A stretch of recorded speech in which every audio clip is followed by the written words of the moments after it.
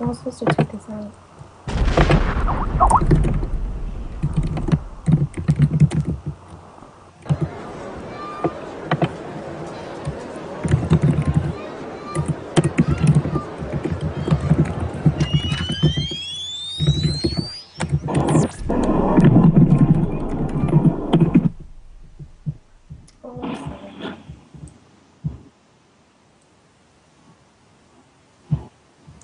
Good evening and welcome to Roll Call. My name is Jake Princefire Brostrom, and alongside me is Miss Emily Kate.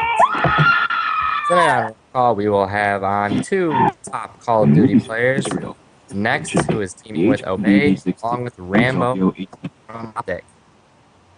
To start off on the show, we'll be bringing on Next to talk about possible competitive rule sets for this season, along with discussing the Fear Cup, which happened just a few days ago. Next to talk about. So,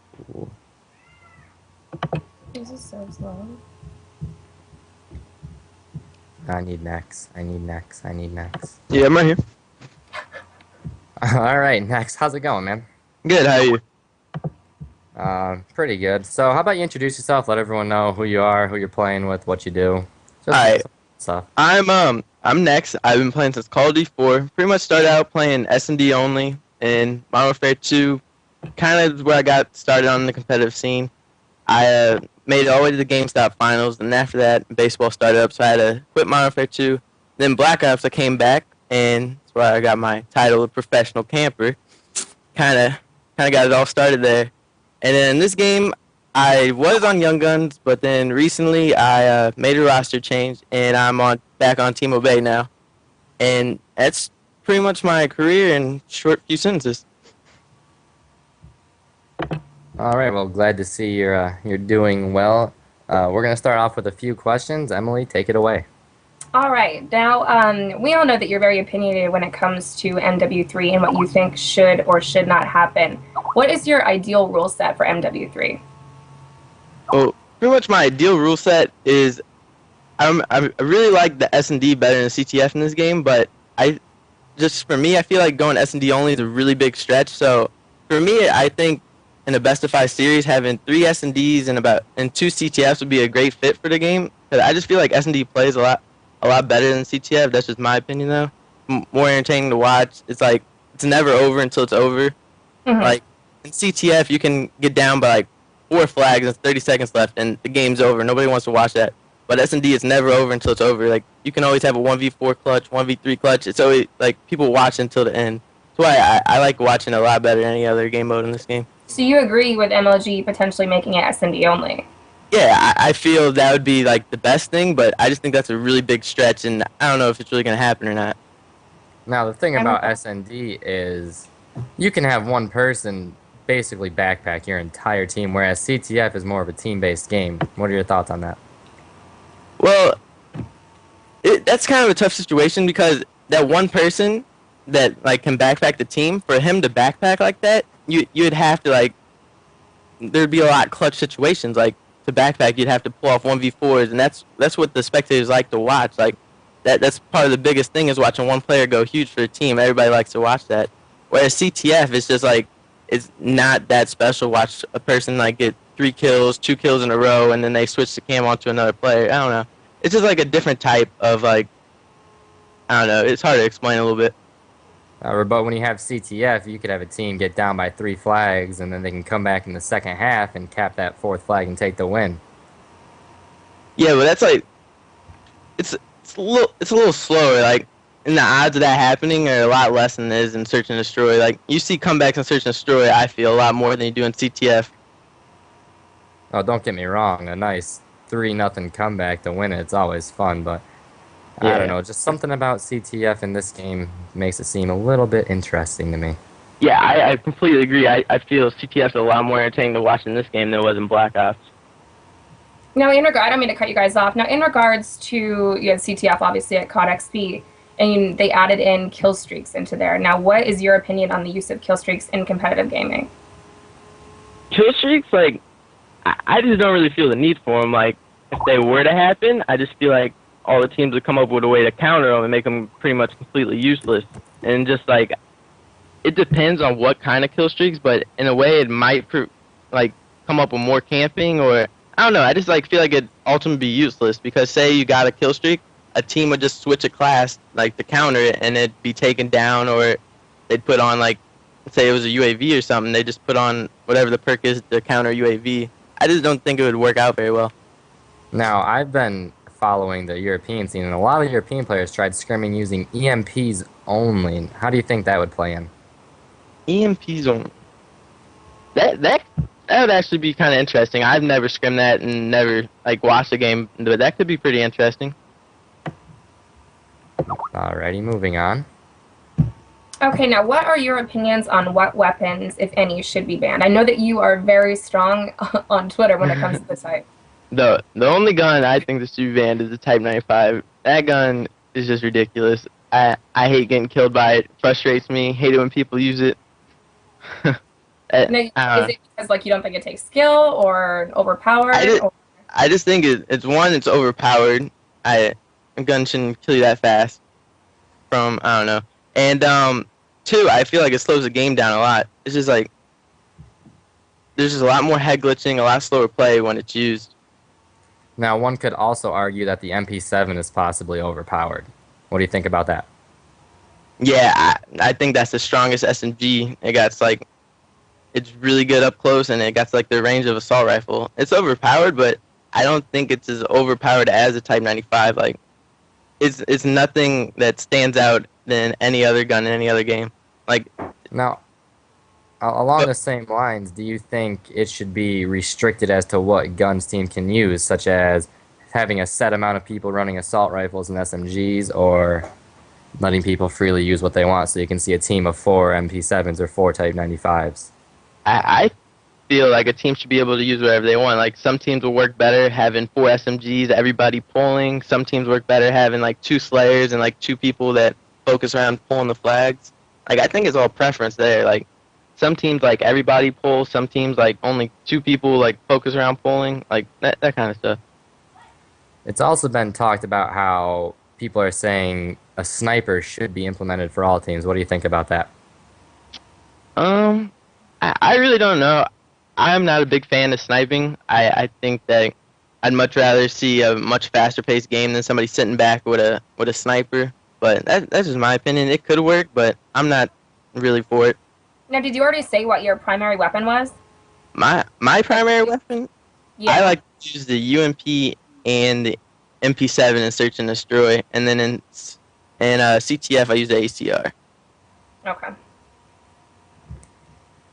Alrighty, so we're going to move on here away from the talk about rules, and let's talk about the Fear Cup, which Next participated in. Now, the Fear Cup was the first major event of the 2012 year, obviously, because it was held on New Year's Day. I can talk, right?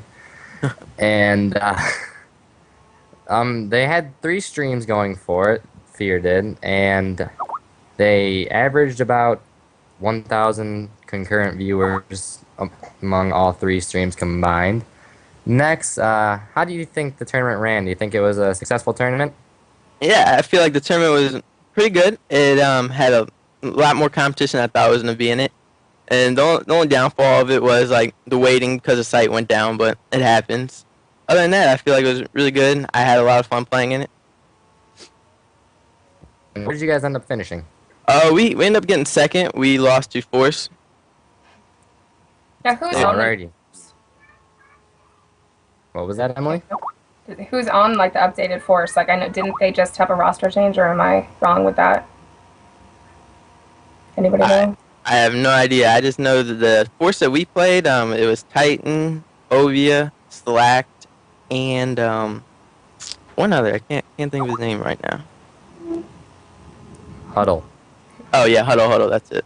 Okay, I got you. Now, in All right, regards, so- like stepping away from the Fear Cup, just in competitive scene in general, what team right now do you believe is currently like your most competition? Not necessarily the best, but gives you guys a run for your money. Most like right now after all these team changes, I feel like any of the teams like the big name teams could be like a good team. Optic Nation's looking good. Optic Gaming. What other team? Envy. And JCap's a great player. I'm sure whatever team he joins will be a top team. Like, there's just a lot of competition right now. Of course, LVG. They're like, if I had to say, LVG is probably the strongest team right now, just because with all the team changes, their team has been together pretty much the longest and scrimming more than anybody. All right, and one last question. I want to know your opinion on the claims that Obey camps too much. Oh, that was Black Ops. In this game, I do not Well, camp at all. I don't know. I was at COD XP, so you guys had a couple TDMs there that were hard to watch. Oh. But of course, that was the beginning of the game. So Well, I guess that's why TDM isn't in the competitive. Yeah, like, exactly. There's just camping in that no matter who it is. Like, TDM's just camping, period. Nobody's going to run around with a 2-kill lead in TDM. Like, that's why I don't like that game mode. But in this game, I never camp. Episodes, sometimes, like, part of our strategy is he sits and watches flanks so the team just can't swoop into our base and pull the flag. But that's not very often. It's just, like, some maps where you got to have somebody watching, like, staying back, keeping an eye on your flag. Like hard hat. and Dome, like we like to push through the hallway and people just run right through the Hummers if you don't got somebody watching your flag there. All right, well, I think that's about all we have for next. Do you have anything else you'd like to say before we let you go? Nope, I'm good to go. thank you for All right, coming well, out. We'll be sure to have thank you back. you guys for having me. No problem. Yep, no problem. All right, well, we're going to take a quick break, and when we come back, we'll be bringing on Rambo, the new actual returning member of Optic. Stay tuned.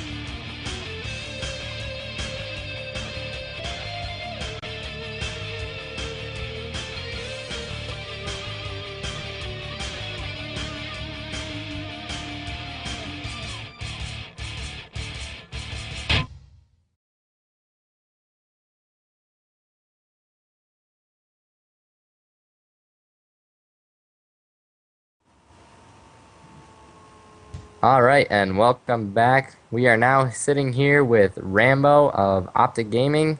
How about you introduce yourself for all our viewers? What's up, guys? I'm Raymond Lucier, more known as Rambo. I'm a Frenchie from Quebec.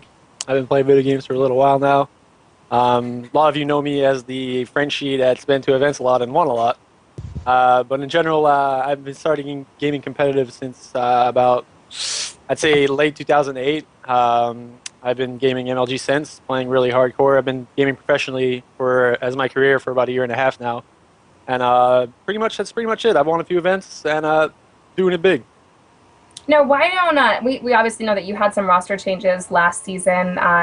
Can you explain, what happened and how your team did towards the end of the season?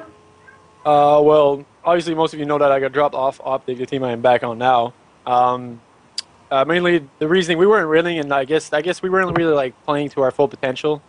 Obviously, it's debatable to why, but I mean things changed and they changed for a reason. Obviously, they wanted the event after that, so you can't say they made a bad move. As far as my team after that, I had about a week and a half to put a team together. I tried teaming up with Next Threat, but then Saints went to Envia, so that fell down the water, and I had to put a team up together in like a few days, and I fell on Revan, which was a really good communicator in general, was active.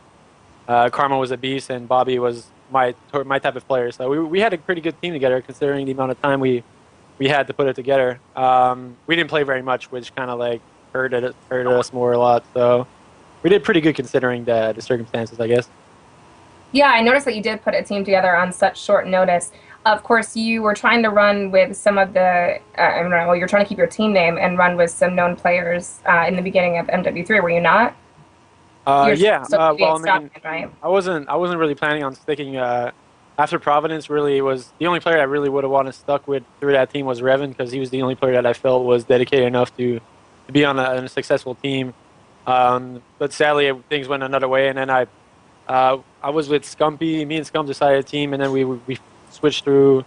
We played with Assassin and Twiz for a bit, and then that fell off, and then we played with Apti and Tuku, and then Scump left for LVG again, and mainly things switch up a bit, and then I'm here now back with Apti.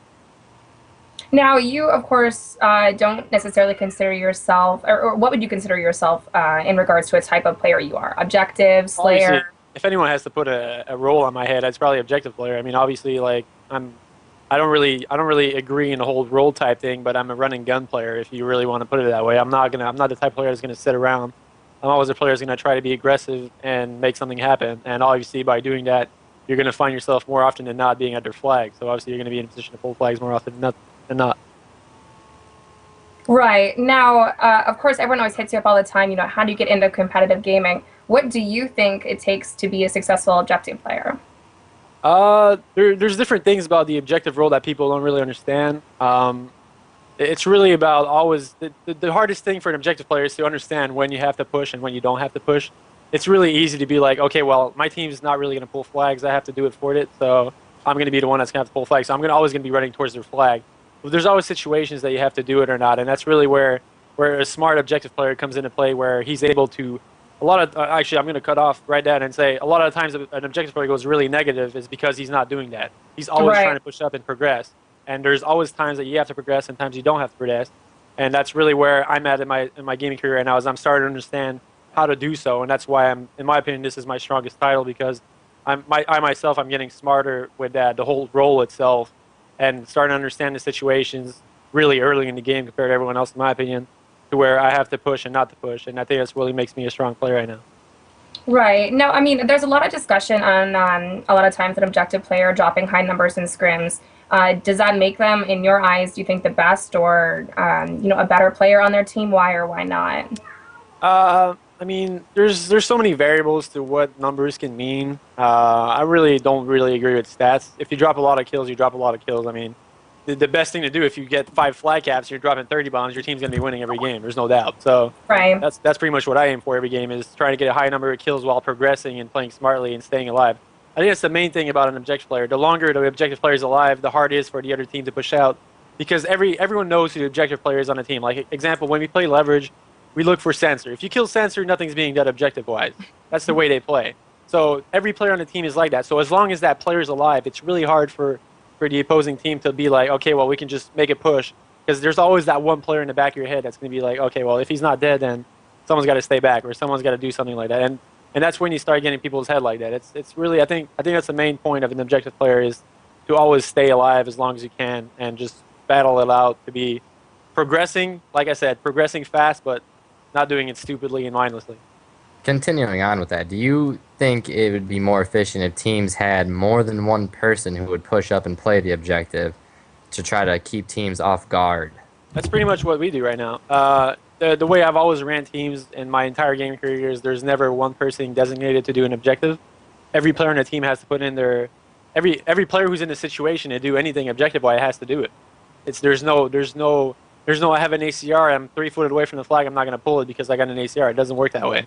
Every time you pull a flag, even if you don't cap it, if you pull it mid-map and you die, then it still makes the other team push towards the middle of the map instead of going back to their flag and playing defensively. It makes them push out of position, and at that point, the other players on the team can get kills. And I think that's really where people fall into the whole hole of role play, where they're all like, okay, I'm a Slayer, I'm not going to push. It just doesn't work that way. It's never... Every team who's going to be consistent at the top level needs to have 4 players on the team that are willing to do everything. All right. So we're going to touch on some rules with you now. What is your ideal rule set? Which game types do you think should be played? I agree with Nex on the whole 3 S&D and 2 CTF mark. There's not because CTF is better, just because there's not enough CTF maps really. It's a lot easier to get a good S&D map compared to a good CTF map due to the spawn system in this game. So I really feel like I don't really agree with Hard Hat being CTF. I feel like there should be 4 CTF maps and 7 S&D maps. And as obviously going 3 S&D maps and a best of 5 and 2 CTF maps and like S&D CTF, S&D CTF. CTF, SNE, or whatever. And on the whole Type 95 issue, do you think it should be banned, or do you think it's a I viable have not weapon? seen a type used enough to believe it's going to be banned. I just don't feel like it's a weapon that's really. I mean, it's good, but it's not like it's not the type of weapon you're gonna. It's like not in Black Ops where you're gonna see 4 FAMASs being used. It's just really a gun that really promotes slow play. So you'll see a guy or two come out and use it, but it's. I think it actually nerfs it. I think it's not really a one burst anymore. It's like you'll get the one burst here and there, but it's even then. You just unless really if in any game, unless you see 4 players on the same team using the same gun, there shouldn't be a question about a ban. Did you think the FAMAS should have been banned in Black Yes, Ops? I did. Me and Big Timer made a I push was for gonna it say during that was midseason. what we talked about with And you. we made a push during midseason to get the FAMAS banned. The players actually agreed to it. I'm not entirely sure why it wasn't happened. In my opinion, it would have made the game a lot more interesting to watch due to the whole.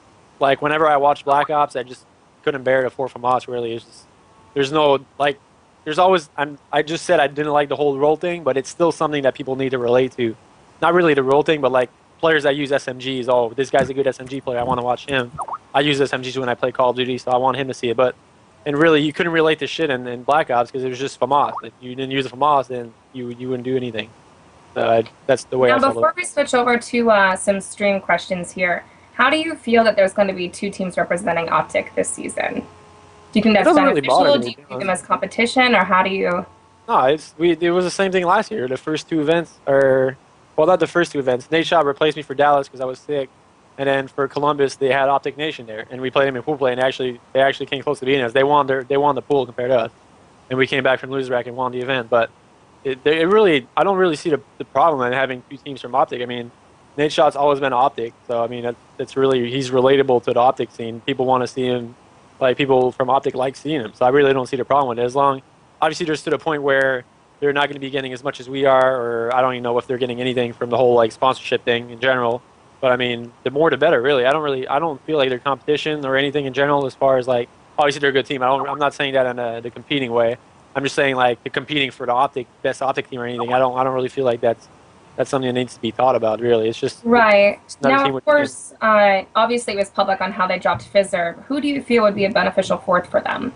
And them. Well, I mean, I really hate getting on people's cases, but Fizzerb is the biggest killer in his game. He really had no place on the team. He has no place on the top team, in my opinion. I'm sorry to say, until he understands what playing to win means. Like, we scrimmed him, and he was going like 15-3, and his team was losing by like 3 flags. Like, if you're letting an opposing team get more flag caps than you have deaths, and you're actually losing by that much, it's pathetic. Like, I'm sorry to say. As far as who they should go for, I'm really not sure what's out there. To be honest, I haven't really been looking. The best player that I play with, apart from Dion Optic, obviously, NK Assassin was a beast. I'm sorry to anyone who's out there who's looking. I'm not really sure if he's still playing with Too Quick or an Apsy. They're also great players, but NK Assassin is really good. And a lot of people don't know who he is because he hasn't been around in Black Ops. But he was actually a pro on COTS 4, and that kid's got game, to be honest. He started getting his name out there on your stream a little bit too. Yeah. Yeah, recently. All right. So everyone wants to know, how do you feel about being back on Optic? How do you feel you'll fit in? How does it feel to be back with the group of guys that you played a lot of Black Ops with? I bleed green. No, it's all. I really like Joey's probably like my favorite person out of everyone. Obviously, Big Timer and me have a great history together, and Proofy's a beast altogether. Like he's every player on the team respects each other on a skill level, and we all feel like we have what it takes to win. And obviously, there's a lot more to it than just teaming. I'm not going to get in depth with that because I don't really feel like it's not really to be talked about at the moment. But just being back on a team is awesome. There's so much things that we can look forward to for this season, and it's just great. Like I'm back on a team where I can enjoy as much as playing wise and hanging out outside the game. Not that I wasn't that with the other players I used to play with, but it's just as a group right here. It's like we're like family. We're like brothers. To be honest.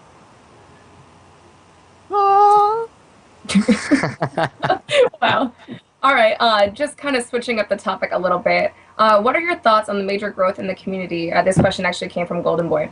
But you've been seeing a lot more tournaments come up lately. You just have the Fear Cup, you have, GB Live, you have more ICNs, and they're all dedicated to just COD. Now, how do you feel about that?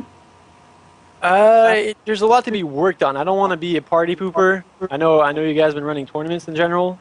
I'm a really strict person as far as what I want to play in.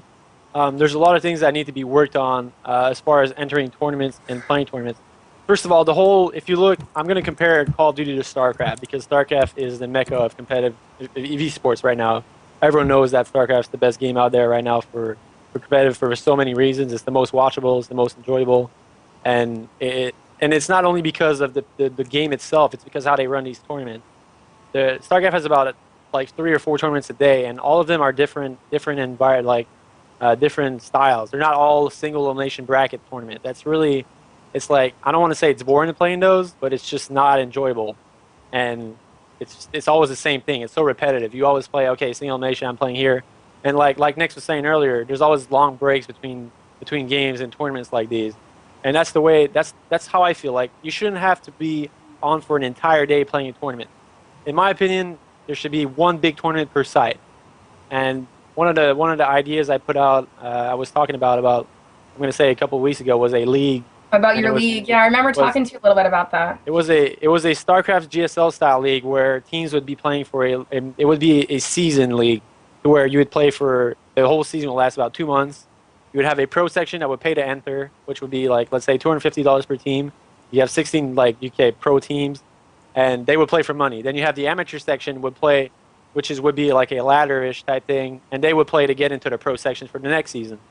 So you have amateur teams that are trying to battle out to become a pro team of that season, of that league, and then the pro teams are battling for money, which is what they want to play for. That's the whole point. That's the whole point of playing pro. You're playing for money. And obviously then a tournament like that would be very, very easy to have streaming content, YouTube content. If you really want to go in depth with it, you could have every game live streamed, every top team live streamed, have Golden Boy commentate, have anyone commentate, it doesn't matter. Then go on YouTube, post the videos. It's like, there's so much money to be made there for a simple idea that anyone out there can just take it and just go for it. It's really, It's not hard to run an interesting tournament that with a different format. That's what I was looking for earlier, format, to have teams play for and have fun. Amateurs would enter because they want to become pro. Pros would play because they want to make money. It's as simple as that. Who wouldn't want to play in those? Now, do you think more tournaments would be successful if they actually spread them out over the course of a weekend and actually made it a double elimination bracket? Yes, I do. I disagree with the whole one-day tournament thing. As far as I love egos tournaments, but who the hell wants to play for 10 hours straight? It's so long. It's not that you're playing for 10 hours straight. You're waiting hours between games. It is so boring. It's just the bracket play is just not really run, organized. When you have a tournament that big with so many freaking teams, it's like, okay, you say, well, like, even then, it's like so hard to respect. You have, like, let's say 8 rounds of play, and you have it's not like every team's going to finish between the hour, because then when one team gets delayed, delays the next match, delays the next match, and there's the next match. It takes forever. And obviously, I have nothing wrong with what Ego's doing, because Ego runs them free, and Ego's awesome for the community because he runs big events for everyone, and it's awesome for everyone. But I just feel like there should be these season-type plays. There should be one site that comes out of the gate and says, okay, we're going to get sponsored this tournament. We're going to make it as big as possible for pro teams to make money in it. Everyone's going to want to watch this tournament. We have daily streams of teams playing. Let's say the first group is going to be week 1. Second group is going to be week 2. You have streaming games every night. You play one game every night at 9 or whatever. And then you have content for your site, whatever. And it's just so simple. There's so many, like I was saying, there's so many ways of making money off of this. It's not even funny. Now, in regards to, sorry, Jake. Go ahead. In regards to like your league setup and tournaments, you get a lot of AMs tuning at you, and I see it, all the time. That everyone's complaining. I'm not sure exactly how you feel about this. That they're not getting a shot. You're putting them in a tournament where maybe first round they're matched up with a pro team. This is the point. This is the point of this league. How can you learn or grow if you're not playing against people that are better than you? Well, it's not the way it is, to be honest. In my opinion, when I started playing, I was in the same situation as everyone. I was a noob.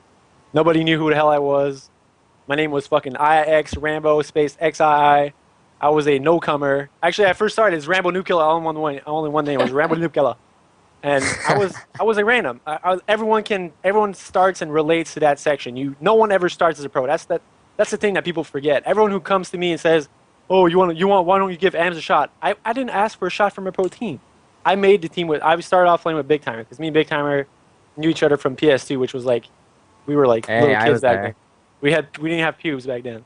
And me either. Like we were little dudes, and we started playing, and then we knew each other, so whenever we both had like similar goals to it. So we both wanted to play. We saw Walshy and them play Halo on TV, and we're like, oh shit, we want to do that. And when we found out there was that for Call of Duty, we started doing it. So everyone in general starts at the same point. And I think a lot of people forget that. Start your own team. Make teams with players that have the same similar goals as you. People will see eye to eye with you. Obviously, it's not easy to find, but you're never, ever, ever just going to go from zero to hero. It never happens. Ever. Sorry to say, it's just never going to happen. Pro players, like my requirements as picking up a player, if I am a leader of a team, is the player I know who has the capability of winning. The only way of knowing that is the player that has been to events and has proven himself to be able to win. And you're not going to do that without going to events. So if you want to go from zero to hero, make a team, go to an event, compete, do well, and then move your way up from there. It's as simple as that. Everyone is the same place. I'm sorry if you want to call me a jerk or if you want to tell me for being realistic or anything. It's the way it is. I'm telling you straight up. It's not. There's no other way of going about this. The second you're going to ask a pro to be, okay, give me a tryout, you're just slowing yourself down. You're a jerk. Now, in regards to like the tournaments that you played, going back to like AM teams, has there been any team that stuck out in your eyes that you scrimmed even now? That It's really hard to tell, to be honest. There's actually the one. If I'm going to say a team that stuck out in my eye was a team we scrimmed a team for 2 days straight. It was Matt Key, TR. I actually forgot their names already. I'm sorry to say. They were Matt Key's team. I'll just go for that. And they were pretty good. But there's so many teams out there. It's like it's really to the point where this is the thing about the league. You could find out which is the best AM team, because the AM teams will be playing against each other to qualify for a pro spot.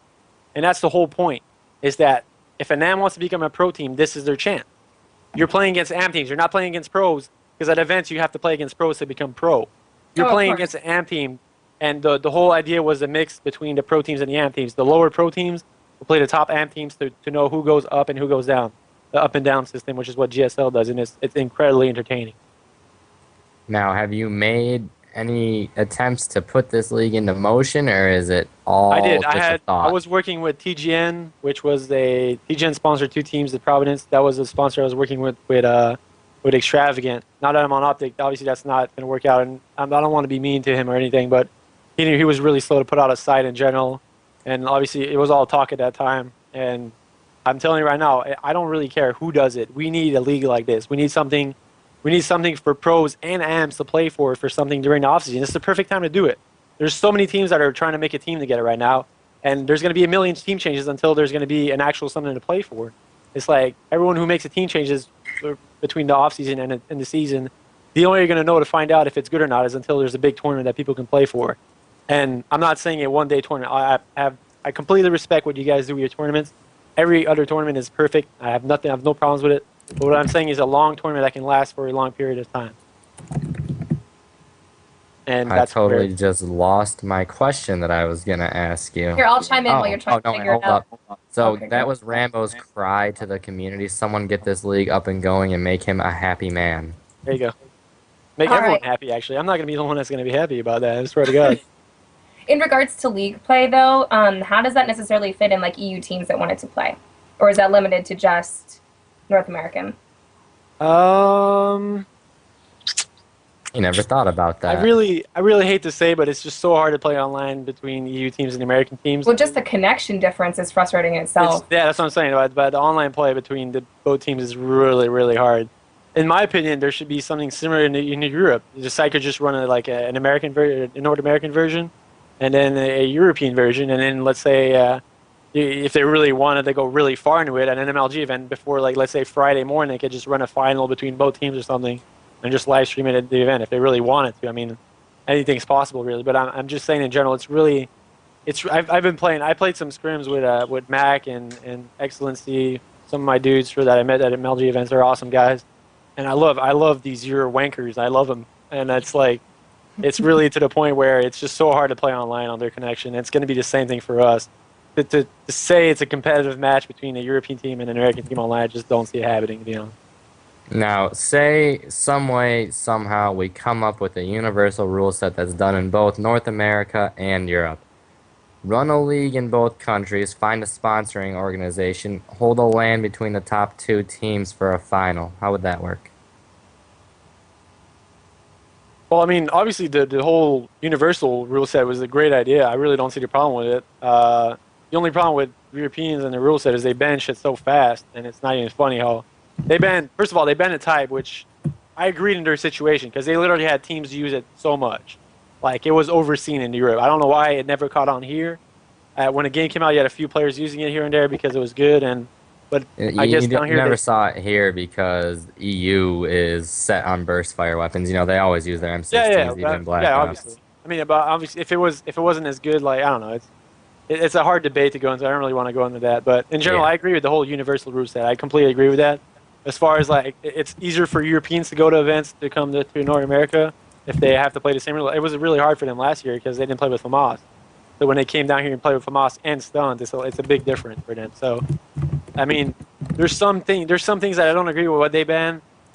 They ban a lot of attachments, which is, I mean, somewhat taken away from the game that doesn't really need to be taken away. It's not that bad of a thing. And I think that's the only problem they have in Europe is they ban shit so fast, and they don't really give anything a chance before just going straight to banning it. And I mean, obviously, I don't really feel like we need to do that the same thing as they do. If our rule set are really similar to the point where the only difference would be like extending mags on a gun, I really don't feel like it would be that different for them to come down here and use it. And that would be like kind of like a universal, not exactly the same, but if it's similar in its way, it wouldn't be that big of a difference, I think. All right, Rambo. Well, that's about all the time we have for you today. Thanks for coming on. Do you have anything else you'd like to say before we let you go? I love my team. I love Joey. I love Jordan. I love Will. And you made your bed. I love all of you, and I made my bed. Yeah, I did make it before 3 a.m. You guys made me do that today, and I'm kind of pissed off. But like I said, if anyone out there has like I saw Hastro's tweet or say in the stream actually, he said it's really hard to get the funds, and it's not really about getting the funds, dude. It's just about putting your site out there. You don't really need to play with crazy amounts of money for the first season. Once it's out there and people see the ability of revenue this a tournament like this has, even for streaming, you're going to make a lot of money streaming that tournament because it's top teams playing every night. But yeah, that's about it. Thanks, guys. Thanks for having me. Thank No you. problem. All right, well, we're going to take a short break, and then we're going to come back and wrap things up. Make sure you stay tuned.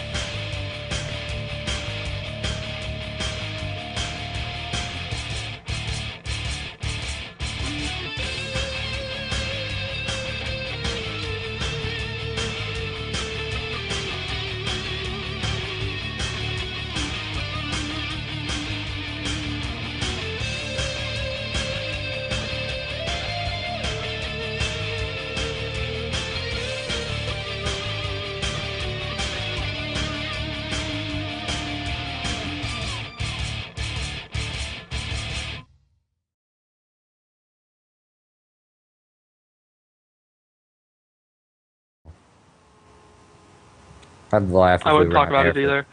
Uh,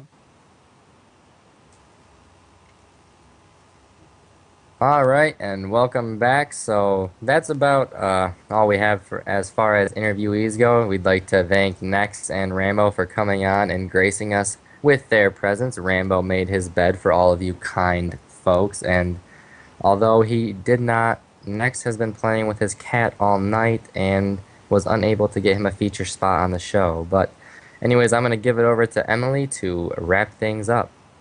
All right, guys, what we're going to do is this is a weekly show, so it's going to be every Tuesday. I believe we're going to change from 7:30 Eastern to, I believe it's 8 p.m. now. Next week, we're going to try and feature an AM team along with having some more guests. So if you feel that your team is an up-and-coming AM team and you want to get featured, you can either tweet at myself, which is Emily Kate. I'll type it in the chat. Jake, which is Paradox Prince. I will also put it in there. Or just the general ESFI Twitter. Besides that, if you guys have anything else that you want featured on here, whether it be a tournament, anything big news in regards to Call of Duty, we want to see esports grow. So feel free to tweet at us, and if not, then we will see you guys back next week at 8 p.m. Eastern. Thanks so much. Thank everyone for coming out. I hope you guys enjoyed the show. Once again, I am Jake Prince Fire Brosham, and she is Miss Emily Kate, and we will see you guys next week. Thanks for watching.